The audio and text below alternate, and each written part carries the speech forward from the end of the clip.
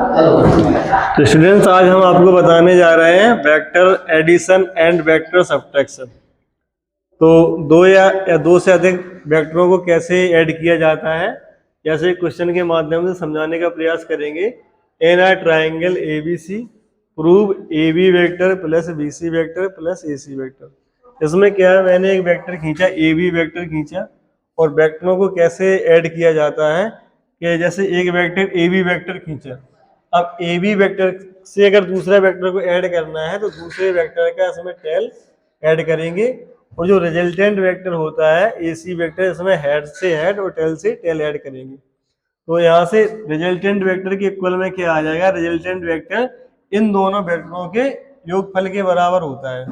जैसे AC vector बराबर क्या हो गया, AC वेक्टर बराबर AB vector plus BC vector. हमें क्या प्रूव करना था, हमें प्रूव करना था AB vector plus BC vector plus CA vector बराबर 0। अब यहाँ से हमने AB vector plus BC vector की वैल्यू क्या निकाली, हमने AB vector plus BC vector की वैल्यू निकाली AC। तो AC और CA यानी डायरेक्शन विपरीत है। जैसे CA को हमें AC में कन्वर्ट करना है, तो CA को हम क्या लिख सकते हैं, माइनस के AC vector.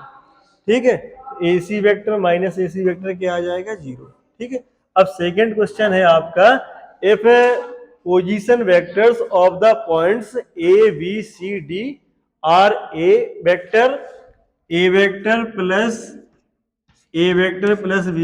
Plus comma A vector minus B vector and B vector respectively, then express the vectors AB vector, AD vector, DB vector and CB vector। तो हम मान लेंगे, माना कि O क्या है, O एक स्थिति सदिश है। Let O be the position vectors। तो OA वेक्टर्स क्या हो जाएगा, OA वेक्टर्स बराबर A vectors, OB vectors equal to A vectors plus B vectors, OC vectors equal to हो जाएगा A vectors minus B vectors, OD vectors equal to हो जाएगा B vectors.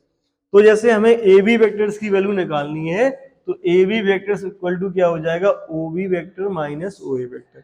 यहाँ देखिए OB की वैल्यू में से OA की वैल्यू को सब्ट्रैक्ट कर दिया, तो क्या आ गया, B वेक्टर। इसी प्रकार हमें क्या निकालना है, हमें निकालना है AD वेक्टर। क्या निकालना है, AD वेक्टर। यहाँ देखते हैं कि एंड पॉइंट में से पहले वाले पॉइंट को सब्ट्रैक्ट करते हैं।